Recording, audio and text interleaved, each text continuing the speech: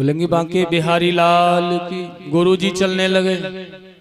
कोई बात नहीं है, किसी ने उपवास किया हमारे साथ। जैसे आगे बढ़ने लगे वह बेचारी घर से निकलकर बाहर गुरुदेव के सामने ऐसे खड़ी हो गई, नहीं जाओगे आप? अरे मेरे ऊपर बड़ी कृपा हुई है, मेरे यहाँ संत पधारे और लौट जाएं, नहीं जाने दूंगी आपको। लेकिन गुरुजी मैं विवश हूँ। क्या मैं इतनी पवित्र नहीं हूं जो कि अपने हाथों से भोजन बनाऊं और तुम्हारे ठाकुर जी का भोग लगाऊं? और मैं इतनी, मेरी रसोई भी पवित्र नहीं है, घर का भोजन तुम्हें अपनी रसोई का भोजन बना करके तुम्हारे ठाकुर जी को खिलाऊं? मैं भी स्वयं पवित्र नहीं हूं और मेरी रसोई भी उतनी पवित्र नहीं है। अगर इसमें भी मैं आपको कहना चाहती हूँ, अगर सूखा सामान आपको ला करके प्रदान कर दूं कहीं से और तुम अपना भोजन बना लें, स्वयं ही बना करके स्वयं ही ठाकुर जी का भोग लगा लें, अगर आपत्ति ना हो तो मैं ऐसा कर सकती हूँ। आज उस वैश्या का, उस अजामिल की पत्नी का भाव भगवान गुरुदेव ने, सदगुरुदेव ने देखा।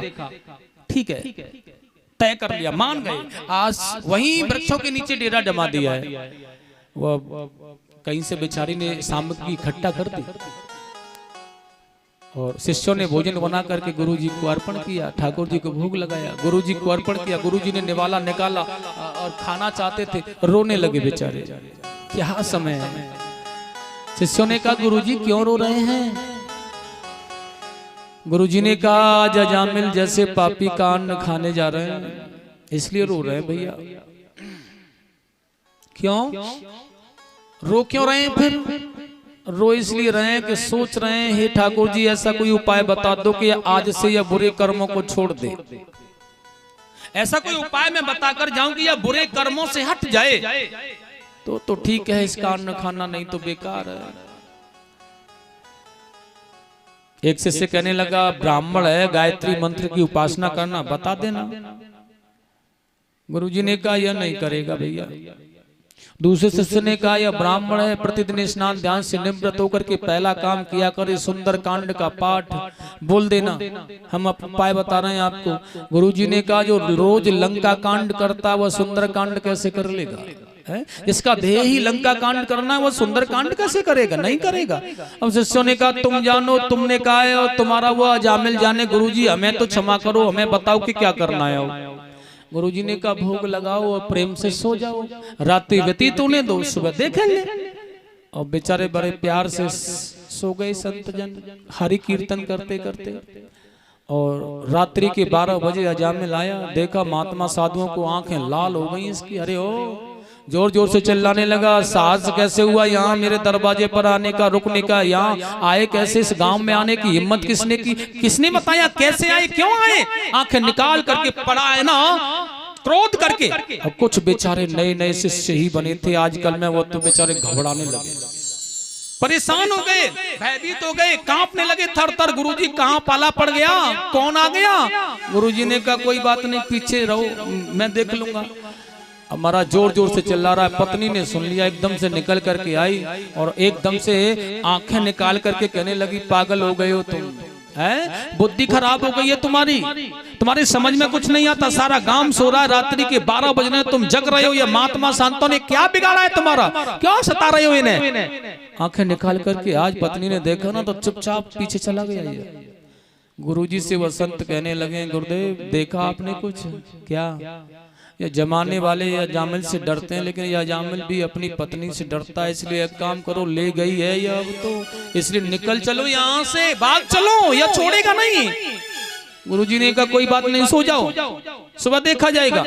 और सुबह पत्नी से पहले ही जग करके आ गया। इसे रात्रि भर नींद कहाँ आई है? संत दरवाजे पर पड़े हैं और बस जल्दी से जाग करके 4 बजे ही आ गया। संत जग ही नहीं पाए थे, राधे कृष्ण कर रहे थे। घूर घूर करके देख रहा, अभी भी बिस्तर नहीं बांध रहे हैं। अरे राधे कृष्ण चल रहा है, लेकिन अभी झोला डंडियों को संभाल नहीं रहे। इधर घूर करके देख लेता है, लेकिन फिर घर के दरवाजे की ओर देख लेता है, पत्नी ना आ जाए पीछे से कहीं, क्योंकि पत्नी से बहुत डरता है, आ ना जाए, धमका देगी। अब गुरुजी ने बुलाया पास, इधर आ। जब बार बार ऐसा कौतूहल गुरुदेव ने देखा तो कहा अजामिल हाँ जाना चाहते हैं। अजामिल ने कहा इसमें नेकी और पूछ इसमें पूछने की क्या बात है, जल्दी निकलो। गुरुदेव ने कहा इन ब्राह्मण संतों को दक्षिणा तो दे दो पहले, क्योंकि जब तक दक्षिणा नहीं दोगे ये जाने वाले नहीं है यहाँ से। अजामिल ने कहा दक्षिणा? हाँ, भोजन किया है ना, ठाकुर जी का भोग लगा है, अब भोजन के बाद दक्षिणा तो देनी होती है ना, अजामिल से दक्षिणा दे दो इन्हें, और जब तक दक्षिणा नहीं मिलेगी जाएंगे नहीं। अजामिल ने कहा भूतों से पूत मांग रहे हो, अजामिल से दक्षिणा? हमसे दक्षिणा मांग रहे हो? गुरुदेव ने कहा तो फिर नहीं जाने वाले ये संत यहाँ से। और एकदम से बेचारा मूड खुजाने लगा, कहने लगा ठीक है दक्षिणा देते हैं, जाओ निकल जाओ, मेरे राज्य की मेरी सीमा जहां तक है, तुमसे कोई भी चोर उचक्का डाकू कुछ नहीं कहेगा, यही दक्षिणा है मेरी। वो शिष्य कहने लगे क्यों खामखा गुरुदेव इस दक्षिणा के पीछे पड़े हो, अरे रहने दो चलो। ये इतना खैरियत है कि हमसे कह रहा है कि मैं कुछ नहीं कहूंगा, मेरे आगे जो साथी रहते हैं वो भी कुछ नहीं कहेंगे, बस निकल जाओ, इतनी ही दक्षिणा काफी है, चलो ना। गुरुजी ने कहा ऐसे नहीं जाएंगे भैया। अजामिल हाँ इधर आओ, दक्षिणा दे नहीं सकते हो तो ले सकते हो। अजामिल ने कहा लेने का काम तो रोज ही करते हैं, आज कोई नया थोड़ी है, अगर देना चाहते हो तो शौक से दे जाओ। क्या है तुम्हारी झोली डंडाओं में, कहाँ से दक्षिणा लाए हो? गुरुदेव निकालो जल्दी से। और बुला करके कहा सुन दक्षिणा कान में बताऊंगा तेरे। और पास में बुला करके कहा गुरुजी ने यह दक्षिणा है मेरी तरफ से तेरे लिए, तेरी पत्नी गर्भवती है, इसके पुत्र हो जाए ना तो उस पुत्र का नाम नारायण रख लेना। आहा, महात्मा चले गए, नारायण नारायण। पत्नी को पता था अजामिल को यह दक्षिणा मिली थी, पुत्र हुआ, और जब पुत्र हुआ तो उस बालक का नाम नारायण ही रखा गया। पाप से ग्रसित अजामिल का पाप का घड़ा जब भर गया, अत्याचार करते करते करते करते तो यह बीमार पड़ गया, लेकिन इसका खाना पीना रहना सोना खेलना नारायण के ही साथ रहता है। पुत्र नारायण के जो छोटा है सबसे, बहुत स्नेह, बहुत प्रीति, बहुत लगन, बहुत ही बड़ा प्यार करता है उसे, यह सबसे छोटा है इसलिए। और समय आ गया, यमदूतों ने बीमार पड़ गया ना, डॉक्टरों के इलाज से कोई फायदा नहीं हुआ, यमदूतों ने आकर के घेर लिया।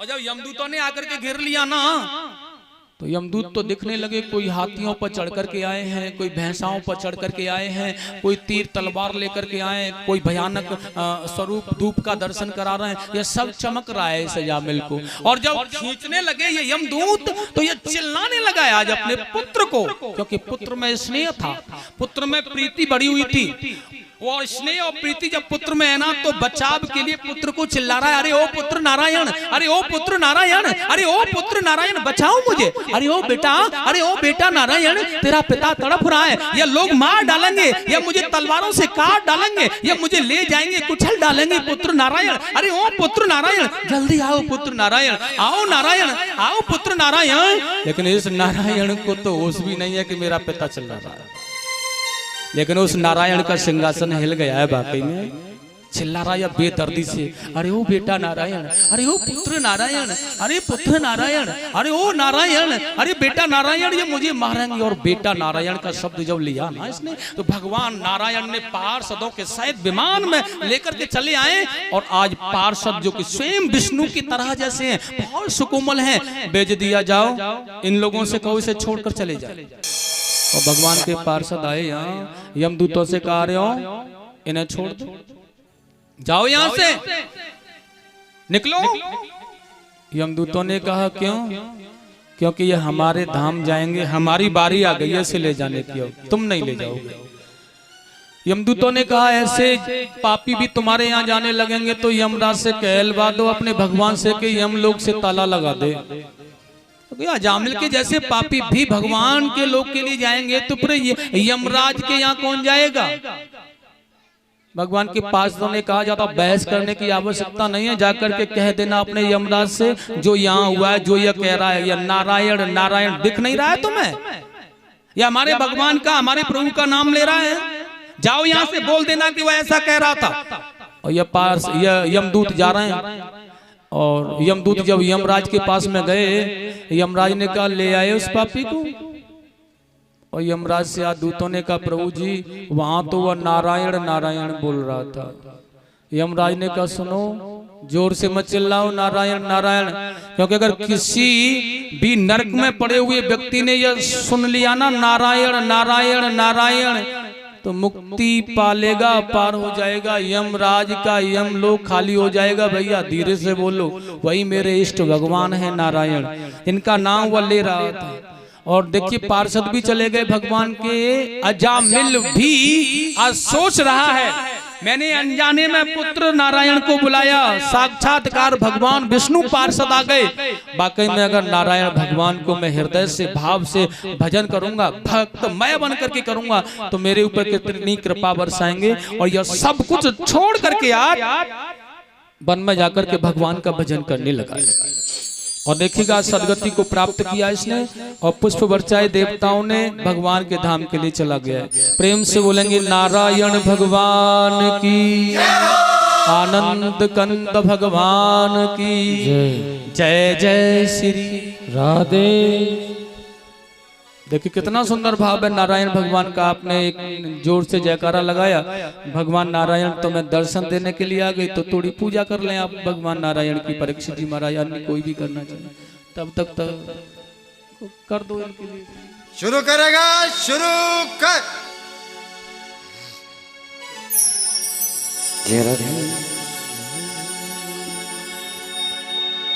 बल्ले बल्ले हो गई बल्ले बल्ले, बल्ले बल्ले हो गई बल्ले बल्ले, जब से सामने पकड़ा मेरा हाथ, हो गई मेरी बल्ले बल्ले। जब से सामने पकड़ा मेरा हाथ, हो गई मेरी बल्ले बल्ले। बल्ले बल्ले हो गई बल्ले बल्ले, बल्ले बल्ले हो गई बल्ले बल्ले। ओ जब से सामने ने पकड़ा मेरा हाथ, हो गई मेरी बल्ले बल्ले। जब से सामने पकड़ा मेरा हाथ, हो गई मेरी बल्ले बल्ले।